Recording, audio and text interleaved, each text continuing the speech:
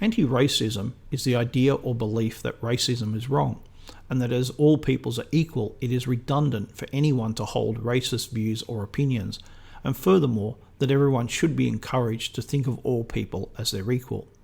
At first sight, anti-racism can seem reasonable enough, but on closer inspection, there are a number of paradoxes that seriously dent this idea. There are three main paradoxes within anti-racism. 1. Race doesn't exist. 2. White people are racist and other people are not racist. 3. White privilege and the underlying problems of how did whites get this privilege. Let's look at each in turn. Race doesn't exist. You'll find this rather bizarre idea is quite widespread. The idea goes like this.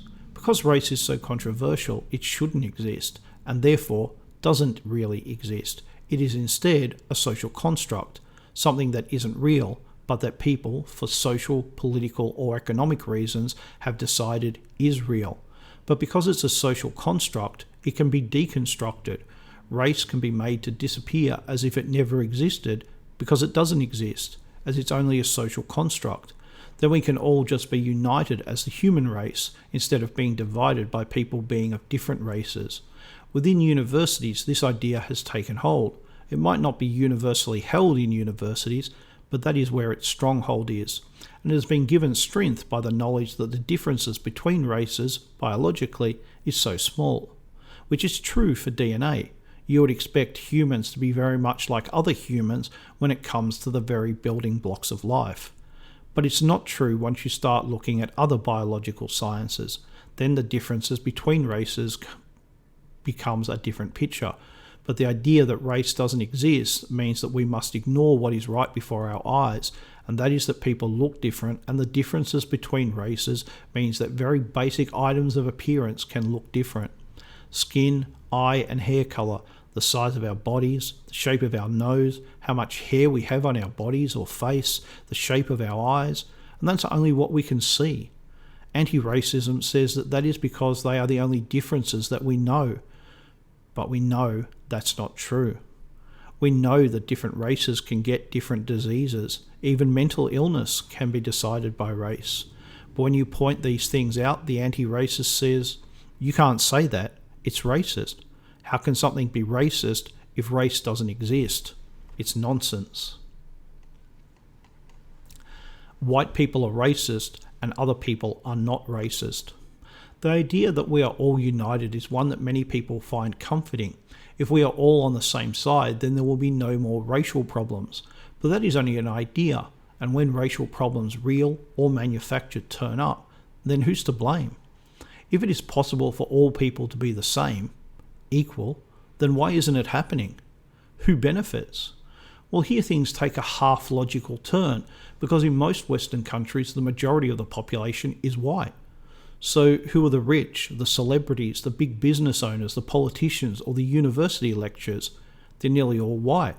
So who benefits? It must be those who already have power. They don't want to fix racism because they benefit from it. That actually has some logic behind it.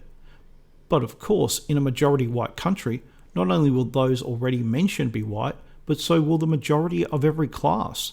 The majority of the middle class will be white. The majority of the working class will be white. The majority of the very poor will be white.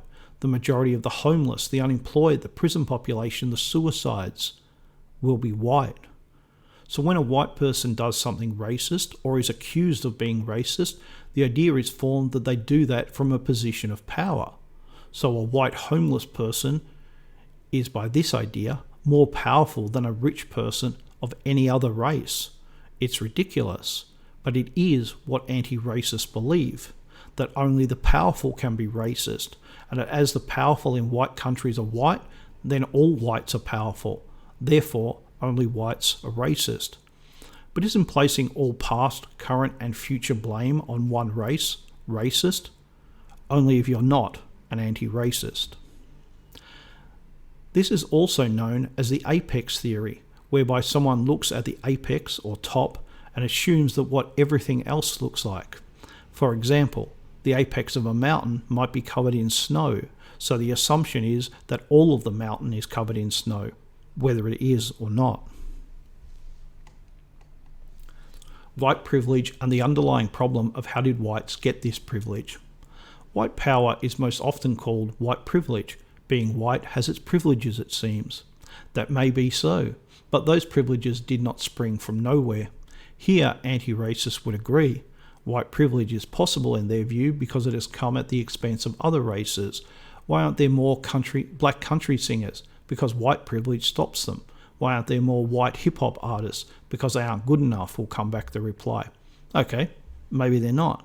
But why isn't that a good enough answer for country music? The answer is because of white privilege.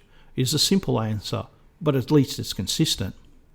The problem with it is it implies that whites are superior. How did whites gain their privilege? According to anti-racists, whites took it from other races. They lied, tricked, and forced them to give up their privileges, and whites took them. If this is true, how did one race gain so much power? Was it Western civilization, Christianity, liberalism, technology, disease? But all of these have been rejected in favour of race. It isn't Western civilization privilege, nor is it Christianity privilege, or even liberal privilege. No, it's white privilege. Whites are responsible for this world, and no one else, for all its mistakes and horrors. If that is true, then whites are by definition superior to every other race. Anti-racism is white supremacy. If that ain't a paradox, then I don't know what is.